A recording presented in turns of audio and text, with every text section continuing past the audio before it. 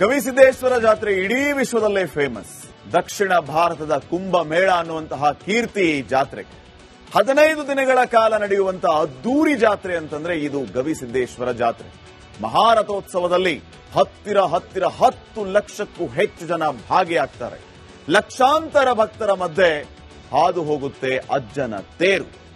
ಗವಿಸಿದ್ದೇಶ್ವರ ಜಾತ್ರೆಯಲ್ಲಿ ದಾಸೋಹವೇ ಒಂದು ವಿಶೇಷ. ಅಲ್ಲಿ 1 ತಿಂಗಳ ಕಾಲ ಲಕ್ಷಾಂತರ ಭಕ್ತರಿಗೆ ನಿರಂತರವಾಗಿ ದಾಸೋಹ. ಜಾತ್ರೆ ಮುಗಿಯೋವರೆಗೂ ಹಚ್ಚಿದ ಒಲೆ ಆರೋದೇ ಇಲ್ಲ. ಇಲ್ಲಿ ಅಜ್ಜಯ್ಯನ ಜಾತ್ರೆಯಲ್ಲಿ ಹಸಿದ ಹೊಟ್ಟೆಯಲ್ಲಿ ಯಾರು ಕೂಡ ವಾಪಸ್ ಹೋಗುವಂಗಿಲ್ಲ. ಟಿವಿ ಮುಂದೆ ಈಗ ಕುತ್ಕೊಂಡು ಸಪ್ಪೆ ಊಟ ಮಾಡ್ತಾ ಇರೋರು ದಯವಿಟ್ಟು ನನ್ನ ಬೈಕಳಕ್ ಹೋಗ್ಬೇಡಿ. ಏನ್ ವೆರೈಟೀಸ್ ಗೊತ್ತಾ? 10 ಲಕ್ಷ ಮೈಸೂರು ಪಾಕು, 5 ಲಕ್ಷಕ್ಕೂ ಹೆಚ್ಚು ಮಿರ್ಚಿ, 25 ಟನ್ ಮಾದ್ಲಿ ಅಂದ್ರೆ ಚಪಾತಿ, ಬೆಲ್ಲ, ಕೊಬ್ಬರಿ ಎಲ್ಲ ಮಿಕ್ಸ್ ಮಾಡಿ ತುಪ್ಪದಲ್ಲಿ ಹುರಿಯುವಂತ ಒಂದು ವಿಶೇಷವಾದ ಖಾದ್ಯ. 2 ಲಕ್ಷ ರವೆ ಉಂಡಿ, 800 ಕ್ವಿಂಟಾಲ್ ಅಕ್ಕಿ, 11,000 ಜೋಳದ ರೊಟ್ಟಿ, ಸಜ್ಜಿ ರೊಟ್ಟಿ. ಬಾಯಲ್ಲಿ ನೀರು ಬರ್ತಾ ಇದೆಯಲ್ಲ. ಹಿಂಗೆ ಬಗೆಯ ಖಾದ್ಯಗಳನ್ನ ಮಾಡ್ತಾರೆ. ಇದನ್ನ ತಿನ್ನೋದಕ್ಕೆ ಅಂತ ದೂರದ ಊರುಗಳಿಂದ, ಅಜ್ಜನ ಪ್ರಸಾದ ಸ್ವೀಕರಿಸೋದಕ್ಕೆ ಅಂತ ಊರುಗಳಿಂದ ಜನ ಅಲ್ಲಿ ಬರ್ತಾರೆ. ಇದೇ ವಿಶೇಷ. ನಮ್ಮ ಕೊಪ್ಪಳದ ಪ್ರತಿನಿಧಿ ಈರಯ್ಯ ಅವರು ನಮಗೂ ಇದನ್ನು ಪಾರ್ಸಲ್ ಕಳಿಸ್ತೀವಿ. ನಾವು ಹೇಳಿದೀವಿ ಇವೆಲ್ಲ ಐಟಮ್ಸ್ ಇದೆ ಅಂತ. ನಮ್ಮ ಪ್ರತಿನಿಧಿ ನಮಗೆ ಪಾರ್ಸಲ್ ಕಳಿಸ್ತಾರೆ ಅನ್ನುವಂತಹ ಆಶಾಭಾವ ನಮ್ದು ಕೂಡ. ನೀವು ಕೂಡ ಕೊಪ್ಪಳ ಜಾತ್ರೆಗೆ ಹೋಗಿ ಇವೆಲ್ಲವನ್ನು ಕೂಡ ಕಣ್ತುಂಬ ನೋಡಿ ಆ ಗವಿಸಿದ್ದೇಶ್ವರರ ಕೃಪೆಗೆ ಪಾತ್ರರಾಗಿ. ಗವಿಸಿದ್ದೇಶ್ವರ ಜಾತ್ರೆ ಇಡೀ ವಿಶ್ವದಲ್ಲೇ ಫೇಮಸ್. ದಕ್ಷಿಣ ಭಾರತದ ಕುಂಭ ಮೇಳ ಅನ್ನುವಂತಹ ಕೀರ್ತಿ ಈ ಜಾತ್ರೆಗೆ. 15 ದಿನಗಳ ಕಾಲ ನಡೆಯುವಂತಹ ಅದ್ದೂರಿ ಜಾತ್ರೆ ಅಂತಂದ್ರೆ ಇದು ಗವಿಸಿದ್ದೇಶ್ವರ ಜಾತ್ರೆ. ಮಹಾರಥೋತ್ಸವದಲ್ಲಿ ಹತ್ತಿರ 10 ಲಕ್ಷಕ್ಕೂ ಹೆಚ್ಚು ಜನ ಭಾಗಿಯಾಗ್ತಾರೆ. ಲಕ್ಷಾಂತರ ಭಕ್ತರ ಮಧ್ಯೆ ಹಾದು ಹೋಗುತ್ತೆ ಅಜ್ಜನ ತೇರು. ಗವಿಸಿದ್ದೇಶ್ವರ ಜಾತ್ರೆಯಲ್ಲಿ ದಾಸೋಹವೇ ಒಂದು ವಿಶೇಷ. ಅಲ್ಲಿ 1 ತಿಂಗಳ ಕಾಲ ಲಕ್ಷಾಂತರ ಭಕ್ತರಿಗೆ ನಿರಂತರವಾಗಿ ದಾಸೋಹ. ಜಾತ್ರೆ ಮುಗಿಯೋವರೆಗೂ ಹಚ್ಚಿದ ಒಲೆ ಆರೋದೇ ಇಲ್ಲ. ಇಲ್ಲಿ ಅಜ್ಜಯ್ಯನ ಜಾತ್ರೆಯಲ್ಲಿ ಹಸಿದ ಹೊಟ್ಟೆಯಲ್ಲಿ ಯಾರು ಕೂಡ ವಾಪಸ್ ಹೋಗುವಂಗಿಲ್ಲ. ಟಿವಿ ಮುಂದೆ ಈಗ ಕುತ್ಕೊಂಡು ಸಪ್ಪೆ ಊಟ ಮಾಡ್ತಾ ಇರೋರು ದಯವಿಟ್ಟು ನನ್ನ ಬೈಕಳಕ್ ಹೋಗ್ಬೇಡಿ. ಏನ್ ವೆರೈಟೀಸ್ ಗೊತ್ತಾ? 10 ಲಕ್ಷ ಮೈಸೂರು ಪಾಕು, 5 ಲಕ್ಷಕ್ಕೂ ಹೆಚ್ಚು ಮಿರ್ಚಿ, 25 ಟನ್ ಮಾದ್ಲಿ ಅಂದ್ರೆ ಚಪಾತಿ, ಬೆಲ್ಲ, ಕೊಬ್ಬರಿ ಎಲ್ಲ ಮಿಕ್ಸ್ ಮಾಡಿ ತುಪ್ಪದಲ್ಲಿ ಹುರಿಯುವಂತ ಒಂದು ವಿಶೇಷವಾದ ಖಾದ್ಯ. 2 ಲಕ್ಷ ರವೆ ಉಂಡಿ, 800 ಕ್ವಿಂಟಾಲ್ ಅಕ್ಕಿ, 11,000 ಜೋಳದ ರೊಟ್ಟಿ, ಸಜ್ಜಿ ರೊಟ್ಟಿ. ಬಾಯಲ್ಲಿ ನೀರು ಬರ್ತಾ ಇದೆಯಲ್ಲ. ಹಿಂಗೆ ಬಗೆಯ ಖಾದ್ಯಗಳನ್ನ ಮಾಡ್ತಾರೆ. ಇದನ್ನ ತಿನ್ನೋದಕ್ಕೆ ಅಂತ ದೂರದ ಊರುಗಳಿಂದ, ಅಜ್ಜನ ಪ್ರಸಾದ ಸ್ವೀಕರಿಸೋದಕ್ಕೆ ಅಂತ ಊರುಗಳಿಂದ ಜನ ಅಲ್ಲಿ ಬರ್ತಾರೆ. ಇದೇ ವಿಶೇಷ. ನಮ್ಮ ಕೊಪ್ಪಳದ ಪ್ರತಿನಿಧಿ ಈರಯ್ಯ ಅವರು ನಮಗೂ ಇದನ್ನು ಪಾರ್ಸಲ್ ಕಳಿಸ್ತೀವಿ. ನಾವು ಹೇಳಿದೀವಿ ಇವೆಲ್ಲ ಐಟಮ್ಸ್ ಇದೆ ಅಂತ. ನಮ್ಮ ಪ್ರತಿನಿಧಿ ನಮಗೆ ಪಾರ್ಸಲ್ ಕಳಿಸ್ತಾರೆ ಅನ್ನುವಂತಹ ಆಶಾಭಾವ ನಮ್ದು ಕೂಡ. ನೀವು ಕೂಡ ಕೊಪ್ಪಳ ಜಾತ್ರೆಗೆ ಹೋಗಿ ಇವೆಲ್ಲವನ್ನು ಕೂಡ ಕಣ್ತುಂಬ ನೋಡಿ ಆ ಗವಿಸಿದ್ದೇಶ್ವರರ ಕೃಪೆಗೆ ಪಾತ್ರರಾಗಿ. ಗವಿಸಿದ್ದೇಶ್ವರ ಜಾತ್ರೆ ಇಡೀ ವಿಶ್ವದಲ್ಲೇ ಫೇಮಸ್. ದಕ್ಷಿಣ ಭಾರತದ ಕುಂಭ ಮೇಳ ಅನ್ನುವಂತಹ ಕೀರ್ತಿ ಈ ಜಾತ್ರೆಗೆ. 15 ದಿನಗಳ ಕಾಲ ನಡೆಯುವಂತಹ ಅದ್ದೂರಿ ಜಾತ್ರೆ ಅಂತಂದ್ರೆ ಇದು ಗವಿಸಿದ್ದೇಶ್ವರ ಜಾತ್ರೆ. ಮಹಾರಥೋತ್ಸವದಲ್ಲಿ ಹತ್ತಿರ 10 ಲಕ್ಷಕ್ಕೂ ಹೆಚ್ಚು ಜನ ಭಾಗಿಯಾಗ್ತಾರೆ. ಲಕ್ಷಾಂತರ ಭಕ್ತರ ಮಧ್ಯೆ ಹಾದು ಹೋಗುತ್ತೆ ಅಜ್ಜನ ತೇರು. ಗವಿಸಿದ್ದೇಶ್ವರ ಜಾತ್ರೆಯಲ್ಲಿ ದಾಸೋಹವೇ ಒಂದು ವಿಶೇಷ. ಅಲ್ಲಿ 1 ತಿಂಗಳ ಕಾಲ ಲಕ್ಷಾಂತರ ಭಕ್ತರಿಗೆ ನಿರಂತರವಾಗಿ ದಾಸೋಹ.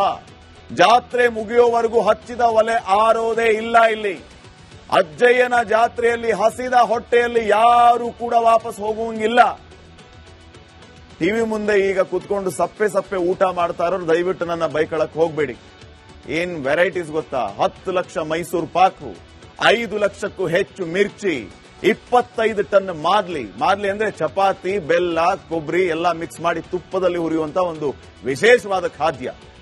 2 ಲಕ್ಷ ರವೆ ಉಂಡಿ, 800 ಕ್ವಿಂಟಾಲ್ ಅಕ್ಕಿ, 11,000 ಜೋಳದ ರೊಟ್ಟಿ, ಸಜ್ಜಿ ರೊಟ್ಟಿ.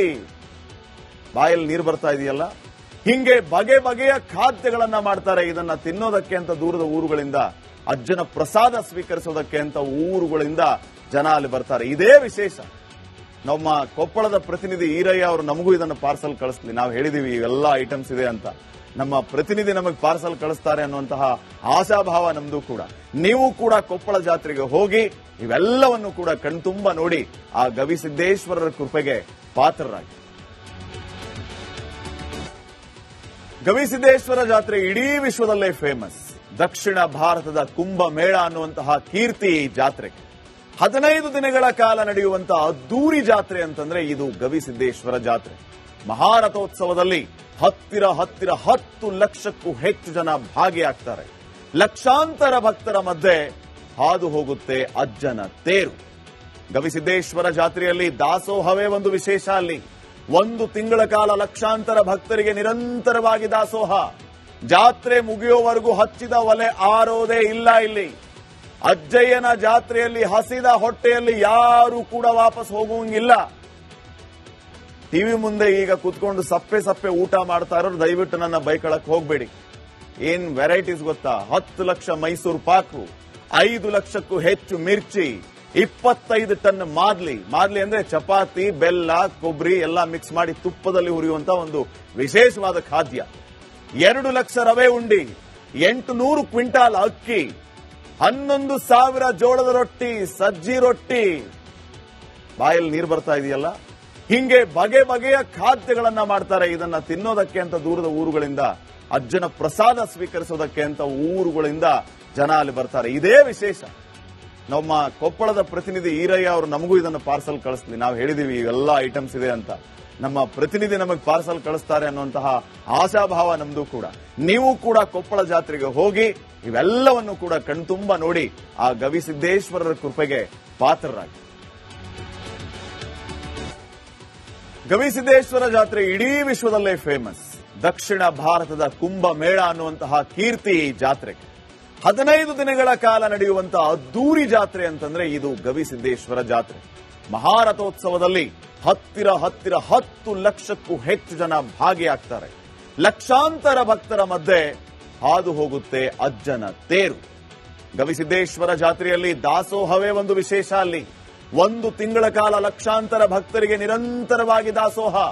ಜಾತ್ರೆ ಮುಗಿಯೋವರೆಗೂ ಹಚ್ಚಿದ ಒಲೆ ಆರೋದೇ ಇಲ್ಲ. ಇಲ್ಲಿ ಅಜ್ಜಯ್ಯನ ಜಾತ್ರೆಯಲ್ಲಿ ಹಸಿದ ಹೊಟ್ಟೆಯಲ್ಲಿ ಯಾರು ಕೂಡ ವಾಪಸ್ ಹೋಗುವಂಗಿಲ್ಲ. ಟಿವಿ ಮುಂದೆ ಈಗ ಕುತ್ಕೊಂಡು ಸಪ್ಪೆ ಊಟ ಮಾಡ್ತಾ ಇರೋರು ದಯವಿಟ್ಟು ನನ್ನ ಬೈಕಳಕ್ ಹೋಗ್ಬೇಡಿ. ಏನ್ ವೆರೈಟೀಸ್ ಗೊತ್ತಾ? 10 ಲಕ್ಷ ಮೈಸೂರು ಪಾಕು, 5 ಲಕ್ಷಕ್ಕೂ ಹೆಚ್ಚು ಮಿರ್ಚಿ, 25 ಟನ್ ಮಾದ್ಲಿ ಅಂದ್ರೆ ಚಪಾತಿ, ಬೆಲ್ಲ, ಕೊಬ್ಬರಿ ಎಲ್ಲ ಮಿಕ್ಸ್ ಮಾಡಿ ತುಪ್ಪದಲ್ಲಿ ಹುರಿಯುವಂತ ಒಂದು ವಿಶೇಷವಾದ ಖಾದ್ಯ. 2 ಲಕ್ಷ ರವೆ ಉಂಡಿ, 800 ಕ್ವಿಂಟಾಲ್ ಅಕ್ಕಿ, 11,000 ಜೋಳದ ರೊಟ್ಟಿ, ಸಜ್ಜಿ ರೊಟ್ಟಿ. ಬಾಯಲ್ಲಿ ನೀರು ಬರ್ತಾ ಇದೆಯಲ್ಲ. ಹಿಂಗೆ ಬಗೆಯ ಖಾದ್ಯಗಳನ್ನ ಮಾಡ್ತಾರೆ. ಇದನ್ನ ತಿನ್ನೋದಕ್ಕೆ ಅಂತ ದೂರದ ಊರುಗಳಿಂದ, ಅಜ್ಜನ ಪ್ರಸಾದ ಸ್ವೀಕರಿಸೋದಕ್ಕೆ ಅಂತ ಊರುಗಳಿಂದ ಜನ ಅಲ್ಲಿ ಬರ್ತಾರೆ. ಇದೇ ವಿಶೇಷ. ನಮ್ಮ ಕೊಪ್ಪಳದ ಪ್ರತಿನಿಧಿ ಈರಯ್ಯ ಅವರು ನಮಗೂ ಇದನ್ನು ಪಾರ್ಸಲ್ ಕಳಿಸ್ಲಿ. ನಾವು ಹೇಳಿದೀವಿ ಇವೆಲ್ಲ ಐಟಮ್ಸ್ ಇದೆ ಅಂತ. ನಮ್ಮ ಪ್ರತಿನಿಧಿ ನಮಗೆ ಪಾರ್ಸಲ್ ಕಳಿಸ್ತಾರೆ ಅನ್ನುವಂತಹ ಆಶಾಭಾವ ನಮ್ದು ಕೂಡ. ನೀವು ಕೂಡ ಕೊಪ್ಪಳ ಜಾತ್ರೆಗೆ ಹೋಗಿ ಇವೆಲ್ಲವನ್ನು ಕೂಡ ಕಣ್ತುಂಬ ನೋಡಿ ಆ ಗವಿಸಿದ್ದೇಶ್ವರರ ಕೃಪೆಗೆ ಪಾತ್ರರಾಗಿ.